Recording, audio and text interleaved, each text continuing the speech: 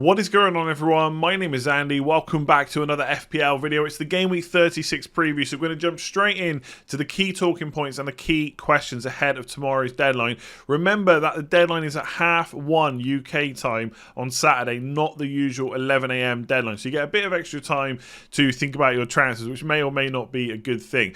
So a couple of things picked out from today's press conferences.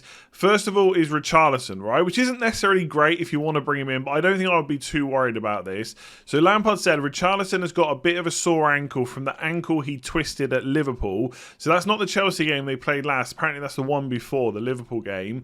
That's been around since then, but hopefully he will be fine. Now, I watched the segment from the press conference directly after reading this, and I got to be honest, the way, like his expressions, the way he said it, I'm not convinced there's too much to worry about there. I was saying last week about kind of 50-50 decisions about players getting rested. If there's any way that Richarlison can play, he's going to play. I guess this should put some doubt in our minds. Like if you were thinking about bringing him in, if this is going to be an ongoing thing, does it mean they might have to sub him early? Is it something that could, get inflamed after the next game, then he misses the one after that? These are slight doubts that I would now have. But realistically, I think he plays, and he probably plays all 4 of the next 4 games if they're able to get him on the pitch, because they need him that badly. So if you've already bought him or if you own him, I don't think you do anything with him. If you were on the fence, maybe 50-50 between him and another player, possibly this is your excuse to go for that other player. But for most people, I think I would still probably say, yeah, he's probably fine to keep, to bring in. But if you are unsure, you could use this as an excuse for not doing it, which would be perfectly fine, right? There is obviously some doubt here. I just don't see it. I think he starts, but, I could be wrong. The other bit of information was De Bruyne. I mentioned on the captaincy video that he came off early, but potentially tactical, right? Maybe there's an underlying issue. Pep Guardiola was asked about it and he said the withdrawal on Wednesday was tactical. I'm still, I've got no reason to believe that Pep is lying, of course. I still find it a little bit crazy that you would bring off De Bruyne in a second leg of a Champions League game you aren't yet winning. I know they were ahead, obviously, on aggregate at that point, but the game was still 0-0. So it did seem a bit crazy at the time. I did wonder if it would be a mistake. For what it's worth, I mean, they went and scored straight after it. If Grealish scores near the end, the game's won. No one talks about this. But I do just wonder if there's something slightly more there that he can't play too many back-to-back 90 minutes at the moment. Again, it's a difficult one to know for sure. I guess we just have to take Pep's word for it. I do think because he said there's no issue, he now looks an even better option for 36, especially if you're looking to free hit or maybe bring him in as a big differential, right? You've got those 2 decent games, Newcastle at home, Wolves away. If he's fit, he's going to start, right? They've got a league to win. But I just wanted to mention that because I know myself, I was wondering a little bit, why did they take him off? Apparently it was just tactical. So happy to say that this video has been sponsored by Skillshare, which is an online learning community with thousands of different classes to help you learn new skills. It's completely ad-free and there's premium classes added every single week. The best thing is the first 1,000 of you that click that link in the description below or use the code Let's Talk FPL will get a 1-month trial completely free. So I'm on the main homepage right now. If you click browse in the top left-hand corner, you can see just how many different types of classes there are. There are literally thousands for you to pick from, depending on what new skill you want to learn. I spoke about in the last video when I talked about Skillshare about how I was trying to improve my productivity, and I've actually done a second course now there as well. What I would recommend is the FPL season is about to come to a close. Every year I get asked about how to start a YouTube channel. I would highly recommend this course here, YouTube for Beginners, How to Start and Grow Your YouTube Channel by Ali Abdul, right? He's a great content creator and this class will be very helpful for any of you, whether it's FPL or otherwise, that want to start a YouTube channel. So make sure you click that link in the description below, use the code Let's Talk FPL, and the first 1,000 of you get a 1-month free trial. You can check this class out for free. Okay, so what do we know about Man City? They are out of the Champions League. They've got no other cup competitions to play for. It's just the league. 4 more games left for Man City this season. So obviously people are starting to look at them because there could be a little bit less rotation for some players because they're out of the Champions League. So who are the best Manchester City players? Are there any midfielders that are going to start both games, right? So I've come up with a bit of a list. Now, I've not put defenders on this list because, to be honest with you, I think the 2 best defenders have been the 2 best defenders for a long time, which is Cancelo, who I don't see getting rested at all for the last 4 games just because of Walker's injury concerns and how kind of good he is in obviously the build-up and attacking play for Man City. And then Laporte as well, who has been pretty much a mainstay at centre-back, especially when Diaz has been out. That you could make a case to go for Diaz instead, but although Laporte just played 120 minutes, he hasn't recently come back from an injury. So that's what I would favour Laporte. But if you wanted to go for Diaz, no real big issues with that, right? They're probably the best defenders. In attack, which ones will start twice? Which attackers or which midfielders will start twice? The ultimate answer is I don't know, right? And I don't want to pretend otherwise. Again, I always come down to, if I was given a bit of money, which players would I bet on? So my money would be on De Bruyne and Foden continuing to be pretty much first choice like they have been for most of the season. I think I saw a tweet from FF Scout Luke talking about Foden, not necessarily for this week, but for either the week or the week before that. And he started something like 18 of the last 20 games, right? That's about as nailed on as you're going to get under Pep Guardiola for Man City in attack. So I do think, again, if you want to go big differential, De Bruyne is there. As long as you believe what Pep says, and I think we have to take him at his word, right? It probably was just tactical. And let's be honest, like I said, Grealish puts a goal in at the end, which he could have done easily. No one even talks about that De Bruyne sub, right? We're only talking about it because they went and lost. So I think he's a good big differential. A lot of people aren't going to be able to get to him very easily without dropping like Kane or Son or Salah or someone like that. And then Foden probably is the kind of more valued choice, right? I like him. I've got him in my own team. If I was going somewhere else, Mahrez would definitely be up there, right? We know he's the penalty taker for Man City. His underlying numbers are just as good as pretty much everyone else on this list as well. He had been missing league games because he was playing in the Champions League. It doesn't mean that, he was definitely first choice because he played in the Champions League. Therefore, he's definitely going to play in the league now. But the chances of it happening have just increased a lot, right? And he did come off a little bit earlier than Foden in that Real Madrid game. He didn't play all the way to 120 minutes. Obviously, he got the goal as well for Man City. And with those penalties, if I was taking a punt, he would probably be the one.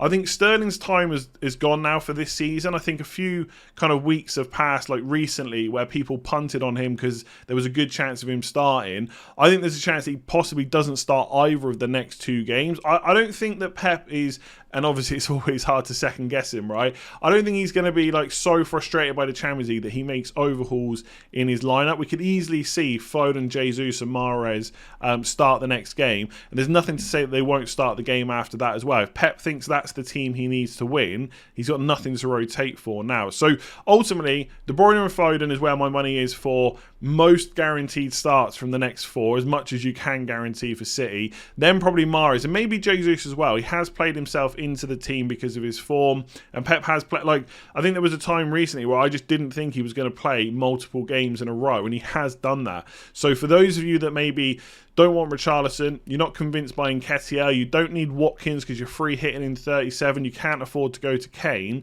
there are worse punts than Jesus right now. But as always, will they start twice? That's really hard to say. But because it's Man City, you never know. They could do the damage in one game, then maybe come off the bench in the other. Kane and Son, again, honestly, this is the never-ending question. I feel like, we're into game week 36. I feel like I've been asked this question, but vice versa, right? Sometimes it's been Kane to Son, sometimes it's been Son to Kane for about 7 to 8 game weeks, right? And we're probably going to get it next week and the week after until Kane finally outscores Son, and then the question will stop.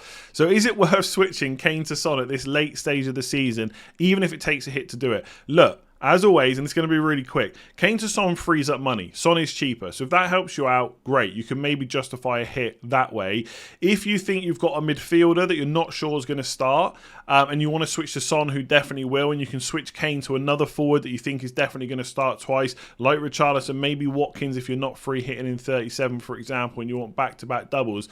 I don't think that's necessarily a bad move, but this is not something I think I would force, right? They've got 2 difficult fixtures. Again, broken record alert. We all think the Liverpool game, Kane's just going to stand in the middle, he's going to play balls into Son behind, and therefore Son will probably come out with more points. But football doesn't always work like that. Kane is going to get shots, Kane is going to get chances, Kane has penalties, and he's probably going to be on the pitch maybe for slightly longer than Son, just because he always gets to 90 minutes. Son sometimes comes off around 80, right? So yeah, do I think it's a bad move? Not necessarily, depending on the circumstances of the players you're switching out. The -4, as long as Son keeps banging, could absolutely pay off before the end of the season. But if you're forcing it and you've got other more priority moves, I'd just leave Kane and just hope for the best. All right, so is there room for a few punts on free hit? For example, Jota, Mahrez and Maddison. I'm not sure I would necessarily call Maddison a punt. I guess maybe because you're not quite sure he's going to start both games, but he is in their first choice 11. I think if everything was kind of normal, like they're having one game on a Saturday, then the next Saturday. You'd expect Maddison to start all those games. So I don't know if he quite comes in as punt territory, but I get the point you're going for. So the answer is yes, right? If I think about how a free hit team is, a lot of people have probably got Schmeichel, maybe a premium goalkeeper, Laporte, Cancelo, Trent, Salah will be in there, Saka will be in there, probably Son or De Bruyne, etc. So already I've been able to reel off like 7, maybe another one for 8 names. Then you've got a few spots to fill in, and there are a lot of kind of, you know, what's going to happen this week with minutes, right? Chelsea midfielders, we don't know, Chelsea defenders, Robertson, etc. So there are probably a few punts that you could put in. Some of these are like massively punt territory, right? If you're saying to me that's crazy, well, you know, that kind of is the definition of a punt, I guess. The obvious ones from Man City are the ones I've just spoken about. So Mahrez, Jesus, I think they're fine. And then you've got kind of Mane, Diaz, or Jota from Liverpool. If you can nail which one of those 3 outside of Salah starts both games, there is definitely points in that. I think Liverpool definitely score against Spurs. Could be 1 or 2 goals there. And there's nothing to say they won't have a really good score against Villa as well. So I do think Liverpool could score easily 4+ goals across this double game week. The problem is trying to figure out who plays both games, right? I think Mane has now started 6 in a row. But is he going to get benched against Spurs? Right, he's playing really well right now, so they could play Diaz, Mane, and Salah against Spurs because it's the harder fixture. And we kind of know that is the first choice front 3 for Klopp right now, especially with Firmino out. I think he's back to training now, but he's not going to start in game week 36, I don't think. And then obviously one of Mane or Diaz will probably rotate out for Villa, where Jota will play. And then whoever rotates out comes back in for the final. Is that going to be Mane that goes out, or is it going to be Diaz? I don't really know. I know some people think that Jota's going to start twice. I'm not convinced by that. And if you think Diaz is going to start twice, but then he's also going to play the FA Cup final, is he going to play 3 in a row? I mean, he could do. He's playing that well right now for Liverpool. But I guess it's the same as Man City. I just don't know. My gut feeling is Mane plays against Spurs and they play Diaz and Salah, and then one of them drops out for Jota in the second game. So Jota's definitely only... Well, in my opinion, Jota will get 1 game and it'll be the Villa game. And then Mane or Diaz will get 2. But who is it? I don't know. If I had to put money on, I think Diaz could start twice. But again, that's just my opinion. It could be completely wrong. But they would definitely be punt worthy. Iheanacho and Vardy at Leicester, I think they're more punty than Maddison. Problem is, they probably only get 1 start between them. They could possibly both play, but I'm just not sure about that. Vardy could miss Everton because he's just played in Europe, which would mean he'd get the Norwich game, which is pretty damn good. And if he gets some minutes against Everton as well, he could come away with a good score. But again, it's a lot of your budget to take up. So again, we're in real proper punt territory. Similarly with Lukaku and Pulisic, there's every chance that they get 1 star across this double game week. And if you think that Wolves is going to be the fixture where the first choice 11 play and Leeds is where the rotation happens, who knows? They could get a big score against Leeds. It was quite interesting. Tuchel was asked about Lukaku in his press conference, and he said something like, will he start? Let's see.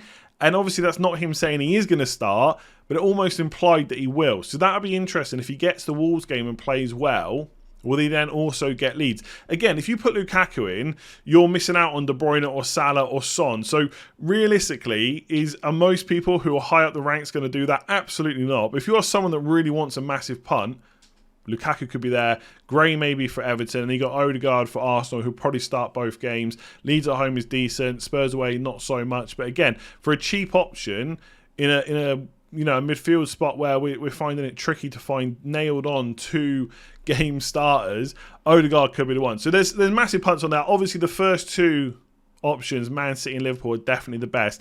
If you can get the player with the right minutes, it's difficult. Alright, so is a goalkeeper transfer really worth it? It's one of a few options they're considering, but it seems high cost, low reward. I kind of agree with that, right? Most goalkeepers, unless you get a cheap goalkeeper in a team that's likely to concede but doesn't, and therefore racks up a bunch of save points, bonus points, gets a 10-point, and then maybe returns in the second game, you're probably not going to get a huge score. Like, I'm still thinking about bringing Ederson in, and I've got to be honest, I think I'm going to do it, right? But realistically, he could just get 2 6-pointers, so that's 12 points. Could someone like Jose Sarr rack up 7 to 8 points And then obviously when you take into account the 4-point hit, that brings him up kind of equal to Ederson. Possibly he could. My main worry for Sarr is Chelsea away and Man City at home is almost as tough as it gets, right? Obviously, if that was Liverpool away and Man City at home, that would be the toughest. But it's pretty difficult, and I do see him conceding in both games. So you really are hoping for a lot of save points from those games, which could happen. So I feel like it's just one of those situations where the fixtures just kind of dictate to me that I can just take that risk. I think for other people, I mean, you should always take hits into isolation. So just because you're doing like -8s, -12s, doesn't mean you should automatically say no to the goalkeeper transfer.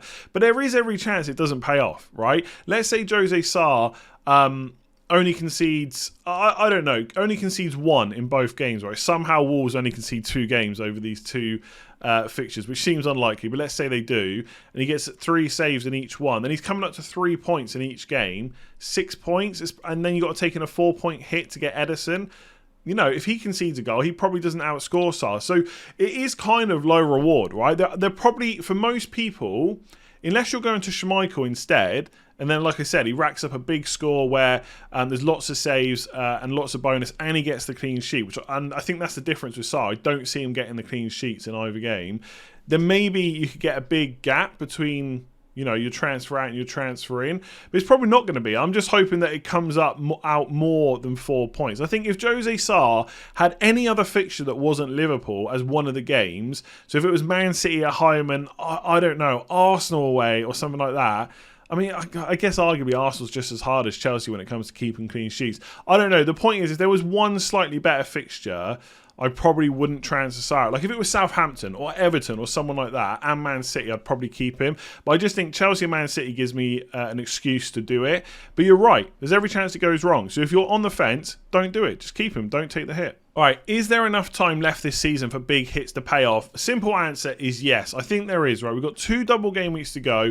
We got games on the last day of the season that could be very lucrative, right? I've mentioned this a lot now. Man City versus Villa, Chelsea versus Watford, Liverpool have got Wolves, Spurs have got Norwich, right? There's lots of good fixtures to come. There's lots of points to come from big hitters. And I think one thing to remember, one thing to keep in mind is the last few weeks have been hectic. There's been double game weeks all over the place. Not everyone's had chips. People have had to make moves they probably wouldn't have done otherwise. There's been lots of injuries as well, especially to defenders. So people have had to make transfers on that.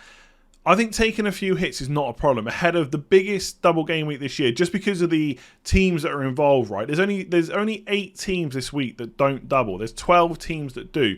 You got Spurs, you got Chelsea, you got Man City, you got Liverpool, you got Arsenal. There's lots of points at play. So big hits can pay off. But as always, right, and there's not really much more you can say on it, it all depends on who you are taking out. If I'm taking out, I don't know, I'm looking at my team right now. If I'm taking out Foden for a hit to get Diaz, because I think Diaz is like this really nice big punt, it could pay off, but that's probably not a hit that you should be taking, right?